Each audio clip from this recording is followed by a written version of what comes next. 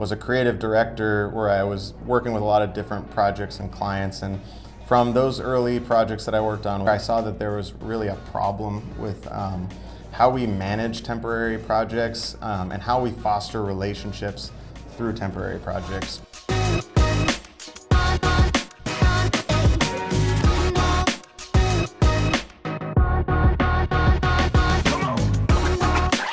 Here we are back again, backstage at Investment Week, hosted by Startup Starter, and it's Syreeta here from Cheez, here interviewing Mike from Tempi.com.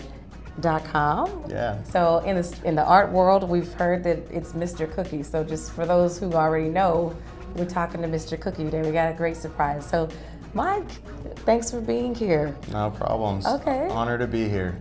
Wonderful. Cheez. Cheez. That's it. Okay, Mike, tell everybody about you. Everything. I'll start small. I mean, I was a artist and illustrator, started small, started humble, just wanted to be an illustrator and animator.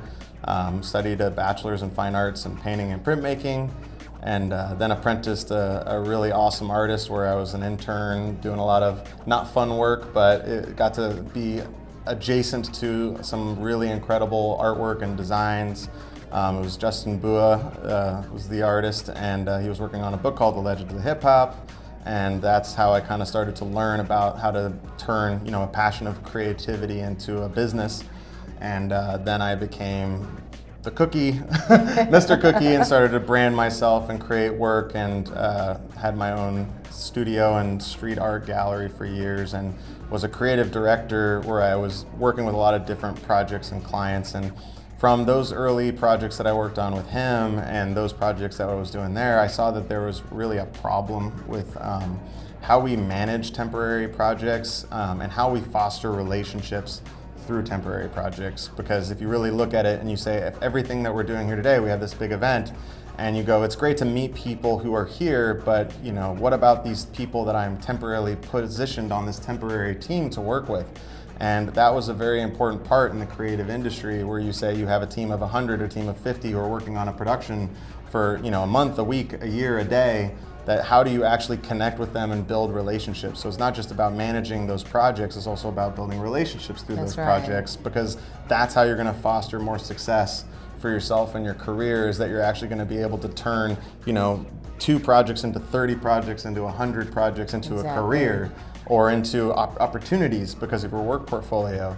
So, when I was doing all that, we were starting to study the gig economy, and this company called Tempi started, and I joined in on the side with the CEO, who's also my father. Okay. And he is a well-known aerospace engineer, and I'm sure that can go down a rabbit hole with that, but they had a different vision for the company when it first started, and they had to pivot, and I started jumping in with my use cases and what I felt the market needed.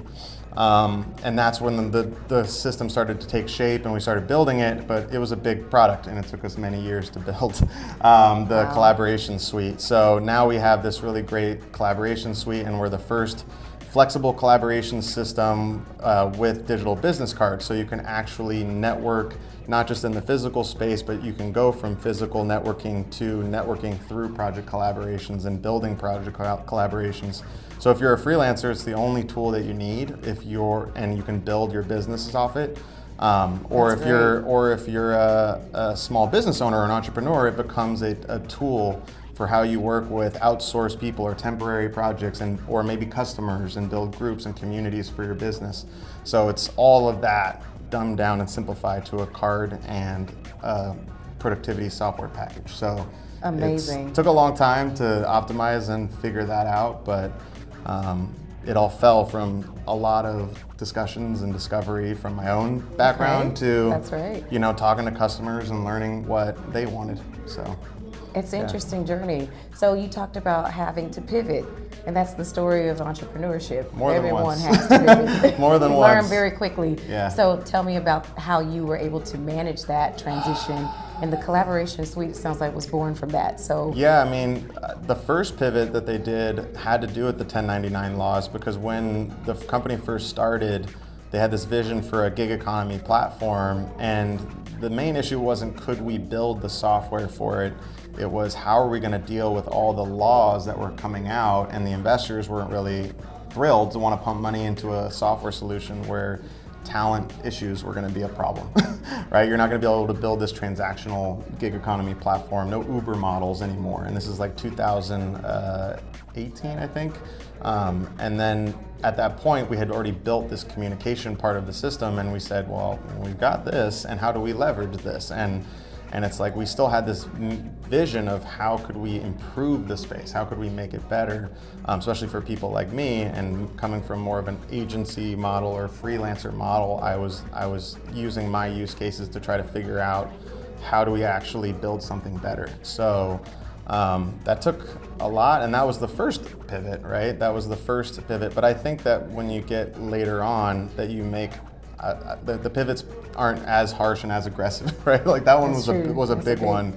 But I think when we added the digital business card component into the system, we had already built this really big collaboration suite, and we realized we were missing this connection component in the real world, because it's about how do you foster projects and get projects and build relationships off those projects, but it all starts with you. Like you have the most power in yourself. Like you got to get off the couch, you got to get in the world. You do, and you got to talk to people, and you got to get their contact information. You got to offer them opportunities. You got to give them free work. You got to do whatever it takes to get there. I mean, when I was doing my creative projects, I was saying like, hey, I'll do this for free. I'll do this for free. I'll do this for free. And it was called paying your dues. And that's how you build a work portfolio, and it's how you start to really build reputation. And you can do that, right? But how do you build contacts through that? So that's why adding the digital business card component, we realized that we were going to be a different system than any of those systems that are currently existing on the market. So we just launched that this summer, and now we're having communities, our community is growing, and it's exciting to see how many people really understand the problem and that they all need it in some way or another to help leverage their community or build more success for their business. Congratulations, that's big, a big milestone to reach as a company. And I know your father, you have been inspired by a lot of his work, and you've just shared some of that, and I know just if we could give just a little tiny slice of that. No, I think the important thing that anybody should take away is that a lot of people put a stigma around veteran entrepreneurs or people who work in government that they're not in touch with commercial technologies as well, and I think that's so false. They're users, first of all, and they're intelligent, and they understand how to use tools, and a lot of the functionality, a lot of great innovation falls out of military projects, actually, before it becomes commercial applications. That's true. A lot of software, more advanced computers were used in NASA and a lot of more government facilities before it became a commercial product.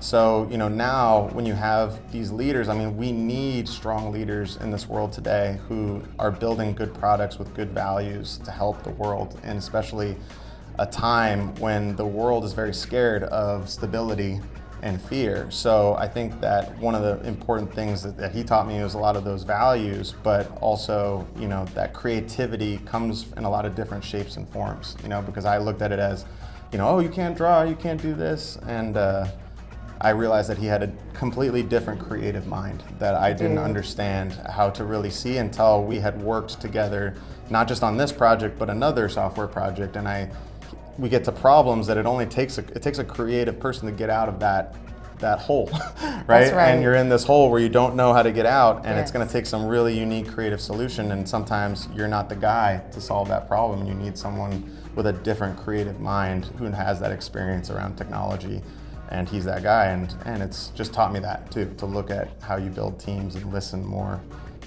to other people. So that's wonderful. Thanks for sharing that. Yeah. Okay, so for the audience out there that's watching the video, if they want to learn more about the company, about Tempi, and Tempi.com. also work with you, what does that look like? How would who's the right client? The company Tempi, I mean, you can go to Tempi.com. I mean, it's really available for everyone. It's a freemium model, so it actually is available for anyone.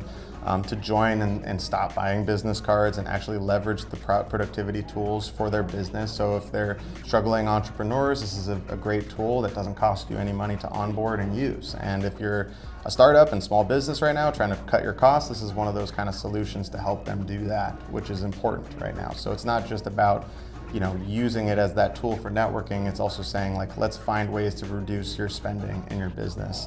So I think it's really important right now that businesses are developing software solutions are conscious of the struggles that businesses are going through and building products with the financial struggles in mind, and not setting up overly priced enterprise models that small businesses can't afford.